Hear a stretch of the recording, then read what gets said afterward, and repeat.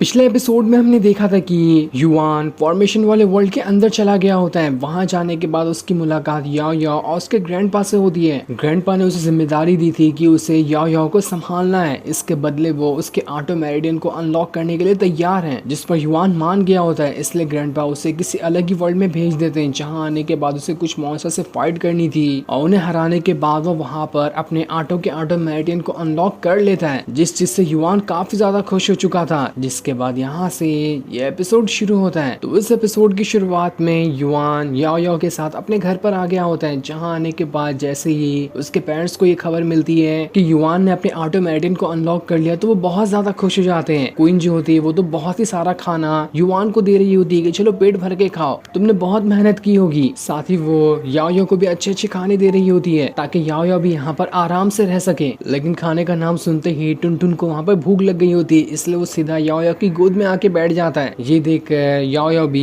अपना जो खाना होता है थोड़ा थोड़ा टुनटुन को ही खिलाना शुरू कर देती है। तब जैसे याओ को वहाँ पर शराब दिखाई देता है, वो एकदम ज्यादा हैरान रह जाती है क्योंकि उसने आज तक कभी भी शराब को देखा ही नहीं था। वो कह रही होती है आखिर ये किस तरह का लिक्विड है, क्या कोई ये मेडिसिन है, मुझे इसे ट्राई करना है। क्वीन कह रही होती है अरे नहीं नहीं, ये लड़कियों के लिए नहीं होता है, तुम इसे क्यों ट्राई करोगी। लेकिन किंग तो जबरदस्ती याओ को दे देते हैं और उससे कहते हैं अरे मजे करो, ट्राई करो, बहुत मजा आता है इसको पीने में। तब जैसे याओ के पास वो शराब आई होती है, वो पूरा का पूरा पॉट ही एक बार में गटक जाती है, जो देखकर तो सारे के सारे लोगों की आंखें फटी की फटी रह गई थी कि अरे बिना खांसी किए इसने तो पूरा एक पॉट ही पी गई, ये तो कमाल की बात है कि ये बचपन से नशेड़ी थी क्या। इसके बाद याओ वहां पर से अपना एक स्पेशल लोटस बाहर निकालती है और उसे क्वीन को देते हुए कहती है आप इसे रख लो, ये उस शराब के बदले है, इसके अंदर काफी सारी एनर्जी है, अगर आप इसका इस्तेमाल करोगी तो आपकी जो भी थकान होगी या फिर आपकी कहीं पे भी एनर्जी लॉस हुई होगी वो सारी रिकवर हो जाएगी। क्वीन कहती है अरे नहीं नहीं, इतनी छोटी सी शराब की वजह से तुम मुझे इतना रेयर ट्रेजर दे रही हो, ये मुझे नहीं चाहिए, इसे तुम अपने पास रखो, ये तुम्हारे ही काम आएगा। लेकिन याओ तो मान ही नहीं रही थी, उसे कैसे भी करके क्वीन को फूल देना ही था। ये देखकर युआन जो होता है अपनी माँ से कह रहा होता है माँ आप इसे रख लो, इसके बदले मैं फ्यूचर में याओ को और भी अच्छी अच्छी चीजें ला के दे दूंगा, जैसे मुझे कोई अच्छी चीज मिलेगी मैं उसे याओ को ही दे दूंगा, तो आप अभी इसका ये जो फूल है इसे एक्सेप्ट कर लो। तभी वहां पर एक सिपाही आता है जो किंग से कह रहा होता है महल के बाहर दाजुओ किंगडम का लॉर्ड आया है, वो आपसे यहाँ पर मिलना चाहता है, क्या मैं उसे अंदर आने भेज दूं। इसलिए किंग उसे अंदर आने की परमिशन दे देते हैं। तब वहां पर दाजो सिटी का लॉर्ड आता है, जो वहां पर आने के बाद किंग से कह रहा होता है हमारे पास अभी 4 अकेडमी है, जिसमें से अकेडमी सेकंड जो है वो सबसे ज्यादा पावरफुल है, उसे किंग क्यूआई चलाते हैं। हर साल जब यहाँ पर कंपटीशन होता है तो उसमें सेकंड अकेडमी हर बार फर्स्ट आती है, इस वजह से बाकी सारी अकेडमी पीछे रह जा रही है। इस बार भी कंपटीशन आने ही वाला है, अगर इस कंपटीशन में बाकी सारी अकेडमी हार गई और दोबारा से सेकंड अकेडमी ही जीत गई तो फिर से बाकी अकेडमी वाले जो मास्टर हैं वो अपने अपने बहाने बनाने लगेंगे कि वहाँ के डिसाइपल ठीक तरह से काम नहीं करते या फिर कुछ और ऐसी बात। और हो सकता है कि इससे इस बार उन्हें वहाँ से निकाल भी दिया जाए। हमने यहाँ पर अभी कुछ नहीं किया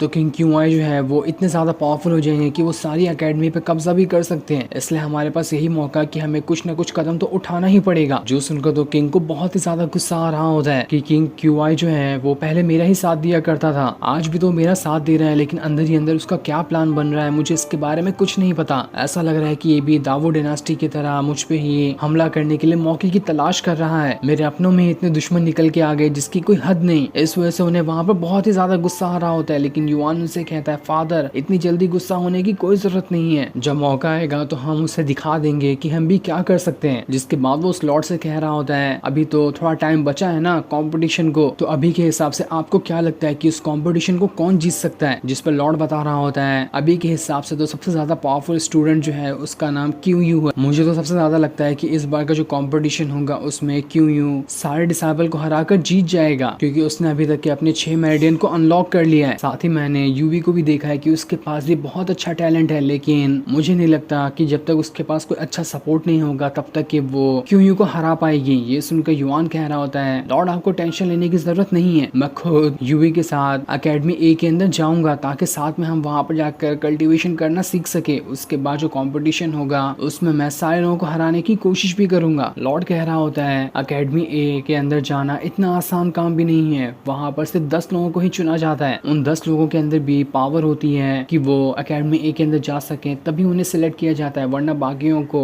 अकेडमी बी सी या फिर डी के अंदर जाना पड़ता है। जिस पर युआन कहता है आपको घबराने की जरूरत नहीं है, वो दिन जल्दी आएगा जब मैं टॉप 10 के अंदर अपना नाम शामिल कर लूंगा, उसके बाद जहाँ मैं जाना चाहूँ वहाँ जा सकता हूँ। मुझे कोई जरूरत नहीं है कि मेरे प्रिंस होने की वजह से डायरेक्ट ही मेरा एडमिशन जहाँ मैं चाहूँ वहाँ करा दिया जाए। मैं खुद की मेहनत से वहाँ पर जाना चाहता हूँ। जिसके बाद युआन यूवी के साथ आगे बढ़ रहा होता है, जहाँ वो दोनों आपस में बातें कर रहे होते हैं कि हमें यहाँ पर अपनी कल्टीवेशन पावर बढ़ानी होगी ताकि हम एकेडमी ए के अंदर अपना नाम लिखवा सकें। उसके बाद तो हमारे पास कल्टीवेशन करने के लिए अच्छी अच्छी चीजें आ जाएंगी। और इसी तरह से बातें करते हुए वहाँ पर आगे बढ़ रहे होते हैं, लेकिन उन्हें आगे बढ़ते हुए लिन फेंग देख रहा होता है, जिसे देखते हुए उसे बहुत ज्यादा गुस्सा आ रहा था। तब वहाँ पर क्यों यूं आता है, जो कि सबसे ज्यादा पावरफुल डिसाइपल है, जिसके बारे में लॉर्ड बात कर रहा था। वहाँ पर आने के बाद वो लिन फेंग से कह रहा होता है, क्या हुआ, यूवी को युआन के साथ देखकर तुम्हें गुस्सा आ रहा है? मैं तुम्हें यहाँ पर बता दूं कि तुम्हें और ज्यादा गुस्सा होना चाहिए, क्योंकि वो तुम्हारे साथ तो कहीं पर भी नहीं जाने वाली। माना कि युआन के पास अभी उसके मेरिडियन अनलॉक नहीं हुए, लेकिन तब भी उसकी आइडेंटिटी तो पूरे के पूरे सिटी के अंदर बहुत ज्यादा फेमस है। और इसी फेमस होने की वजह से कहीं वो अपने मेरिडियन को अनलॉक करते हुए सबसे ज्यादा पावरफुल कल्टिवेटर भी सिटी का ना बन जाए। मैंने कल ही यूवी से पूछा था कि क्या वो मेरे साथ सेकेंड एकेडमी में चलना चाहेगी, क्योंकि एकेडमी बी जो है वो सबसे ज्यादा पावरफुल है। लेकिन तब भी उसने मुझे मेरे मुंह पे मना कर दिया कि जहाँ पर प्रिंस जाएंगे वो वहीं पर जाना चाहेगी, चाहे वो एकेडमी ए हो, बी हो या फिर कुछ भी जगह क्यों ना हो। इसलिए तुम्हारा चांस तो मुझे कम ही लग रहा है कि तुम वहाँ पर यूवी के साथ रह सकते हो। लेकिन मेरे पास एक अच्छा आइडिया है। एकेडमी के अंदर जाने से पहले एक कंपटीशन होता है। अगर उस कंपटीशन के अंदर तुम बहुत ही बुरी तरीके से युआन को हरा दो तो उसके बाद हो सकता है कि यूवी का नजरिया बदल जाए और वो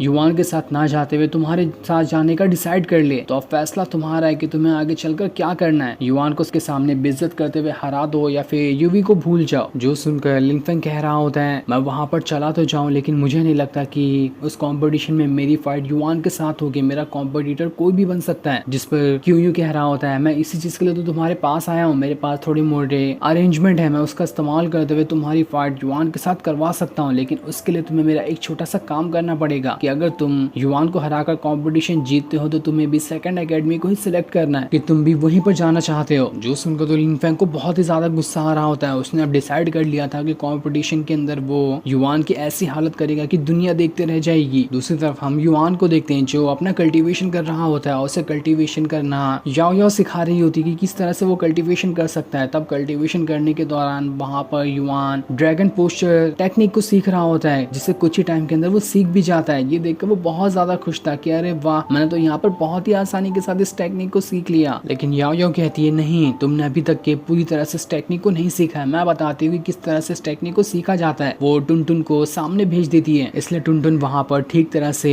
प्रैक्टिस करके दिखा रहा होता है कि किस तरह से ड्रैगन पोस्चर टेक्निक को सीखा जाता है। ये देखकर तो युआन भी हैरान था कि बड़ा अजीब जानवर है, इसके पास तो सारी ह्यूमन वाली टेक्निक है, ये 2 पैरों पर भी चल सकता है। जिसके बाद टुनटुन ने ड्रैगन पोस्चर टेक्निक का इस्तेमाल करते हुए वहां पर ऑरा का भवंडर लेकर आ गया होता है और वो सारे के सारे ऑरा को वहां पर खुद के अंदर ही एब्सॉर्ब कर जाता है। युआन तो ये देखकर हक्का बक्का रह चुका था कि अरे ये इस तरह से टेक्निक का इस्तेमाल किया जाता है, मुझे तो इसके बारे में पता ही नहीं था। टुनटुन तो सच में लाजवाब निकला, इसने अच्छे से मुझे यहाँ पर सिखा दिया है कि मैं किस तरह से ड्रैगन पोस्चर टेक्निक को और अच्छे से सीख सकता हूँ। इसलिए युआन भी टुनटुन की तरह ही वहाँ पर प्रैक्टिस करना स्टार्ट कर देता है। और उसने भी वहाँ पर कई सारे ऑरा का भवंडर बना दिया था जिससे वो खुद के अंदर एब्सॉर्ब कर रहा होता है। लेकिन जैसे ही वो ऑरा उसके ऑटो मेरिडियन के अंदर लगता है उसे वहाँ पर तकलीफ होने लगती है, इसलिए वो वहाँ पर रुक जाता है। याओ याओ कहती है, तुमने पहली बार इस टेक्निक को सीखा है ना, ये डायरेक्ट तुम्हारे मेरिडियन पे असर करती है। तुम्हारे मेरिडियन तो काफी साल से ब्लॉक थे, इसलिए तुम्हें अभी ज्यादा तकलीफ हो रही है। मेरे ख्याल से तुम्हें अब थोड़ी देर के लिए आराम कर लेना चाहिए। तुम धीरे धीरे करते हुए इस टेक्निक को अच्छे से सीखना। इसलिए युआन थोड़ी देर के वहाँ पर रुक कर वापस से उसी टेक्निक को सीखना शुरू कर देता है। लेकिन काफी देर तक सीखने के बाद वो वहाँ पर बहुत ज्यादा थक चुका था, इसलिए वो वहाँ पर लेट जाता है कि अब मेरे बस की नहीं, आज तो मुझे लगता है कि आराम करना ही पड़ेगा। जिसके बाद वो याओ याओ से कहता है, याओ याओ क्या तुम मुझे बता सकती हो कि मैं उस वाली टेक्निक को कैसे अच्छे से सीख सकता हूँ जो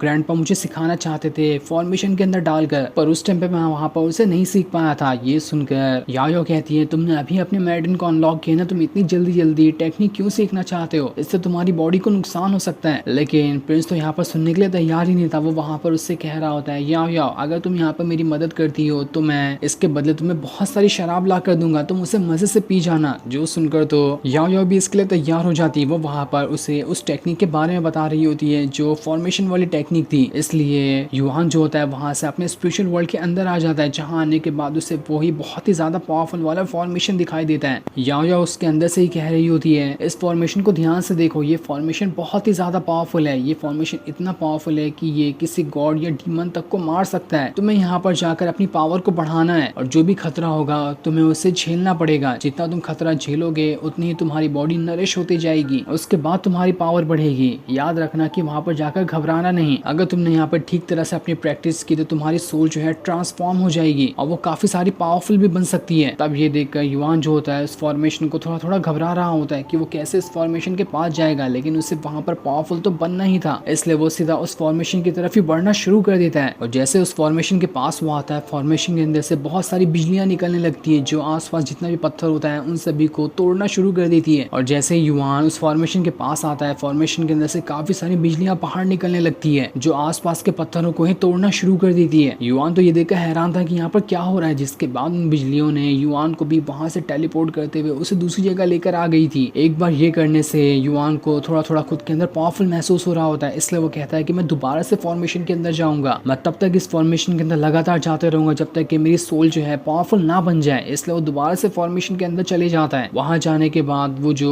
फॉर्मेशन होता है युवान को अलग अलग जगह पे टेलीपोर्ट करते जा रहा था। हर जगह जो होती है वो पिछले वाले से ज्यादा खतरनाक थी। जितनी खतरनाक रास्तों से युवान होकर गुजरेगा उसकी सोल उतनी ही ज्यादा पावरफुल होती जाएगी। जितनी बार युवान उस फॉर्मेशन के बाहर फेंका था वो दोबारा फॉर्मेशन के अंदर जा रहा होता है। चाहे कुछ भी हो जाए वो यहाँ पर थकने के लिए तैयार ही नहीं था। वो लगातार कई सारे राउंड को पूरा कर लिया होता है, लेकिन इतना राउंड पूरा करने की वजह से उसे धीरे धीरे करते हुए वहां पर थकान भी होने लग गई थी। पर तब भी वो वहां पर अपना एक बार ब्रेक थ्रू तो कर ही जाता है। ये देखकर याओ याओ भी हैरान रहती है कि अरे वाह, युवान ने तो जल्दी से अपना ब्रेक थ्रू कर लिया और वो स्पिरिचुअल सोल रैम के लेवल 1 पे पहुंच चुका है। जिसके बाद युवान को वहां पर होश आ जाता है। याओ याओ उससे पूछती है तुम कितनी बार फॉर्मेशन के अंदर गए थे, जिस पर युवान कहता है मैं करीब 88 बार फॉर्मेशन के अंदर गया, फॉर्मेशन ने मुझे बाहर निकाल कर फेंका और दोबारा से मैं चला गया, तब जाके शायद मैंने यहाँ पर एक बार अपना ब्रेक थ्रू कर पाया। सच में मेरी बॉडी को वहां पर बहुत ही ज्यादा टॉर्चर सहना पड़ा, लेकिन ये टॉर्चर वर्थ इट था। जो सुनकर तो याओ याओ हैरान रह जाती है कि क्या 88 बार तुम अंदर गया, तुम्हारी सोल अभी तक के डैमेज नहीं हुई। मानना पड़ेगा तुम्हारी सोल बहुत ही ज्यादा पावरफुल है। कोई नॉर्मल कल्टीवेटर होता तो 10 से 15 बार में ही उसकी सोल डैमेज हो गई होती। जिसके बाद याओ याओ वहां पर युवान से कह रही होती है क्या तुमने अपनी पेन को किसी बहुत ही पावरफुल बीस्ट को मारकर उसकी सोल को दिया है। जिस पर युवान कहता है हाँ, मैंने एक बीस्ट को मारकर उसकी सोल इस पेन के अंदर डाल दी है, जिस वजह से देखो यहाँ पर इस पेन के एक लेवल यहाँ पर एक्टिवेट हो चुका है। इसी तरह से मैंने भी यहाँ पर अपना लेवल 1 तो ब्रेक थ्रू कर ही लिया। लगता है कि शायद मैं यहाँ पर इसके लेवल 1 का इस्तेमाल कर सकता हूँ। ग्रैंडपा ने कहा था कि मुझे इसके करीब 9 लेवल को पार करना पड़ेगा, यानी कि 9 पावरफुल बीस्ट को मारकर इसके अंदर डालना पड़ेगा। उसके बाद जब मैं खुद का भी ब्रेक थ्रू कर पाऊंगा तो मैं इसकी पावर का इस्तेमाल कर सकता हूँ। इसलिए वहां पर लेवल 1 की पेन वाली पावर को इस्तेमाल करने की कोशिश करता है। जैसे वो उसे वहां पर एक्टिवेट करता है वो छोटी सी पेन एक बहुत ही ज्यादा पावरफुल भाले में बदल जाती है, जो कि काफी ज्यादा पावरफुल दिखाई दे रहा था। ये देखकर तो युवान भी हैरान रह जाते कि क्या ये छोटी सी पेन इतने ज्यादा पावरफुल भाले में बदल गई। वो जहां जहां उस भाले का इस्तेमाल कर रहा होता वो भाला इतना पावरफुल था कि वो किसी पत्थर तो को भी 1 सेकंड के अंदर तोड़ दे। इसलिए युवान उस भाले को दोबारा से पेन में बदलते हुए अपने पास रख लेता है। वो हैरान था कि अगर यहाँ पर से पहला ही लेवल इतना खतरनाक है तो मैं अगर इस पेन के बाकी के लेवल को एक्टिवेट कर लूं तो ये पेन किस किस चीज में बदल जाएगी, इसका तो मैं अंदाजा भी नहीं लगा सकता। इसलिए वो दोबारा से वहां पर भाले को चलाना सीख रहा होता है कि किस तरह से वो अच्छे से अपने भाले को चला सकता है। ऐसे ही करते हुए वो दोबारा से उस फॉर्मेशन के पास भी जाने लगता है ताकि वो खुद की सोल पावर को और ज्यादा बढ़ा सके। वो कैसे भी करके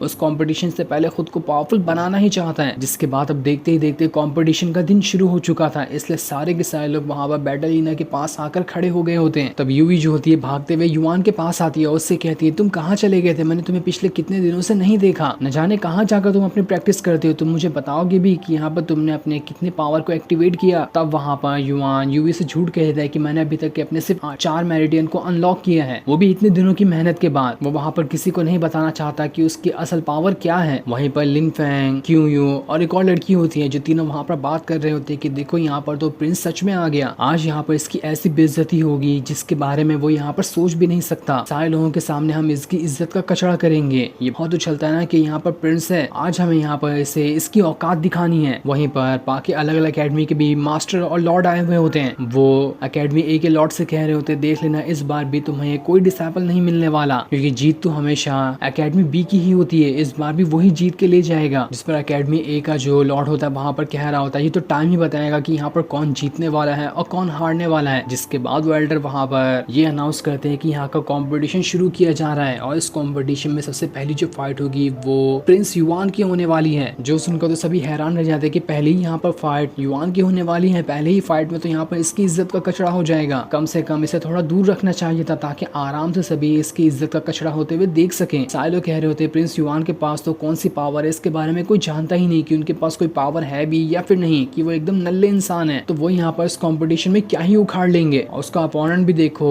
पाई यून बन चुका है जो कि बहुत ही ज्यादा पावरफुल है। वो तो बस एक थप्पड़ मारते ही यहाँ पर प्रिंस युआन को तो चुटकियों में हरा देगा। दोनों के बीच कोई कंपटीशन कराने का सेंस ही नहीं बनता, जबकि मालूम ही है कि जीतने कौन वाला है, क्योंकि उसने अपने ऑलरेडी अपने 3 मेरिडियन को अनलॉक कर लिया है, जबकि प्रिंस युआन के तो एक भी मेरिडियन अभी तक के अनलॉक नहीं हुए। लेकिन युआन जो होता है सारे लोगों की बातों को एक कान से सुनकर दूसरे कान से निकालते जा रहा था, जिसके बाद वो वहां से बैटल एरिना के अंदर आकर खड़ा हो जाता है जहां उसके सामने पाई यून खड़ा था। वो जैसे यहाँ पर युआन को देखता है अपनी पावर को एक्टिवेट करते हुए सीधा युआन की तरफ ही बढ़ना शुरू कर देता है। पहले तो युआन वहां पर उसके सारे अटैक से बच रहा होता है। ये देखकर पाई यून कहता है क्या हुआ प्रिंस, आप डर गए क्या, आप मुझ पे अटैक नहीं करोगे या फिर आपके पास अटैक करने के लिए कोई टेक्निक ही नहीं है। युआन वहां पर जितने भी अटैक पाई यून के ऊपर करने की कोशिश करता, पाई यून वहां पर सारे के सारे अटैक को डॉज करते हुए युआन को मारे भी जा रहा होता है। इस वजह से तो युआन यहाँ पर ठीक तरह से पाई यून के साथ फाइट कर ही नहीं पाता। लेकिन उसके इस तरह से अटैक करता हुआ देखकर यहाँ पर युआन समझ गया होता है कि इसे लगता है कि उसने यहाँ पर जितने भी मेरे अपोनेंट होने वाले हैं उन सभी के सभी को खरीद लिया। वो सारे लोग यहाँ पर आकर मुझे इस तरह से हराना चाहते हैं कि यहाँ पर मेरी बेइज्जती हो सकता है कि यहाँ पर मेरी जान ही चली जाए। इसलिए तो देखो पाई यून भी मेरे पर जानलेवा अटैक करते जा रहा है। पर खैर कुछ भी क्यों ना हो जाए, मुझे यहाँ पर इन लोगों को तो हराना ही होगा। मैं यहाँ पर अपनी जान ऐसे छोटे मोटे लोगों के लिए खतरे में नहीं डाल सकता। जिसके बाद उसने भी वहां पर पाई यून के ऊपर अटैक करना स्टार्ट कर दिया था। जैसे वहां पर उसका अटैक पाई यून को लगता है, वो हैरान रह जाता है कि अरे इस प्रिंस के पास तो पावर है, इसने आसानी के साथ मेरे अटैक को रोकते हुए मुझे उठाकर दूर कर दिया। लगता है अब इससे मुझे अपनी असली पावर दिखानी पड़ेगी। जिसके बाद वो वहां पर अपनी पावर को एक्टिवेट करना स्टार्ट कर देता है। उस पावर को एक्टिवेट करते हुए सीधा युआन के पास ही आ जाता है, लेकिन युआन तो एक ही हाथ से उसे वहां पर रोक कर उठाते हुए सीधा जमीन पे पटक देता है। पर तब भी पाई यून यहाँ पर हारने के लिए तैयार नहीं था। उसने वहां पर अपने तीनों मेरिडियन को अनलॉक करते हुए उसकी पावर को एक्टिवेट कर लिया होता है। जिसके बाद वो दोबारा से युआन के साथ फाइट करना शुरू कर देता है। ये देखकर सारे लोग कह रहे होते हैं कि शायद अब नहीं लगता कि यहाँ पर प्रिंस युआन जीत पाएंगे। पाई यून यहाँ पर अपनी पावर का इस्तेमाल करते हुए आसानी के साथ प्रिंस युआन को हरा देगा। यू तो बस वहां पर खड़ी होकर देख रही होती है कि क्या यहाँ पर प्रिंस युआन जीतेंगे भी या फिर नहीं, लेकिन उसे तो पूरी उम्मीद होती है कि कोई क्यों ना आ जाए, वहां पर प्रिंस युआन को कोई भी नहीं हरा सकता। पाई यून वहां पर दोबारा से अपने बहुत ही खतरनाक टेक्निक को एक्टिवेट करना शुरू कर देता है, जिस वजह से तो उसकी बॉडी के अंदर से भयंकर तरीके से ऑरा का तूफान सा आ रहा था। वो वहां पर उस टेक्निक को एक्टिवेट करते हुए युआन के ऊपर अटैक करने के लिए तैयार हो रहा होता है। लेकिन जैसे वो युआन के पास आता है, इससे पहले युआन ने एक किक मारते हुए फुटबॉल की तरह पाई यून को उड़ाते हुए बैटल एरिना के बाहर ही फेंक दिया था। जो देखकर तो सारे के सारे लोगों की आंखें फटी की फटी रह जाती कि अरे यहाँ पर ये क्या हुआ। युआन ने तो एक ही किक मारते हुए इसे तो पूरे के पूरे बैटल एरिना से उठाकर दूर फेंक दिया। ऐसा कैसे पॉसिबल है। युआन वहां पर पाई यून से कह रहा होता है सॉरी दोस्त, मुझे माफ कर देना, जरा जोर से अटैक तो मैं लग गया, कहीं तुम्हारी बॉडी तो सही सलामत है ना, या फिर अंदर से कुछ हड्डियां टूट गई। ऐसे ही फोकट में लोग थोड़ी ना मुझे प्रिंस कहते हैं, मेरे पास कुछ ना कुछ तो एबिलिटी जरूर होगी। ये देखकर तो सारे लोग वहां पर जो प्रिंस युआन की बुराई कर रहे होते कि यहाँ पर हार जाएगा, वही लोग वहां पर उसकी तारीफ करते हुए उसकी जय जयकार करना शुरू कर देते कि यहाँ पर तो प्रिंस युआन ने बहुत गजब का खेल दिखाया। सच में मजा ही आ गया प्रिंस युआन की यहाँ पर फाइट को देखकर। जो सीन दिखाते ही ये एपिसोड यहीं पर एंड हो जाता है। Thanks for watching.